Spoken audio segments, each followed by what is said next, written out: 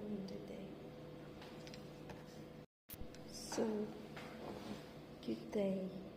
So, a lot of you asked me on how to apply Cognizant. So, here this is the one that you can try to scan the QR code. Then after fill up the form, then our recruitment team will be the one to contact you once once done na kayo mag-fill up the form. And after that recruitment team will contact you, you will take an assessment, then initial interview. If you will pass the initial interview, you can proceed to the final interview. Then after that one, you have the last exam, which is the versant. Then if makapasa kayo, you will receive an email, either your GO or job order. Then after that one, you will wait kung kailan yung start date. If you're asking if may work from home, yes, we have. But depende sa account. Meron ding nag-o-onsite like us, nag-o-onsite kami. And if work from home kayo, provided na yung equipment.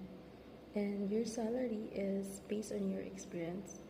And also based kung taga saan kayo, depende kasi siya. Iba-iba siya, actually.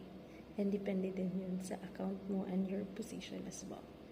So, ayun lang. And also, if hindi kayo makakascan, you can also check our Facebook page, which is the Cognizant. Then, there's a link there. And if saan kayong area, merong Cebu, Dumaguete, Pangasinan, and Manila. You can also walk in para mas madali. You can do walk-in. And good luck. And basta, I can highly recommend Cognizant is a nice company, especially when it comes to their sahod, the incentives, and the employer perks. Since day one pa lang may HMO ka na. After regularization, meron ka ding additional 2 for your HMO. So it's very helpful, especially if my kids or your parents is not senior.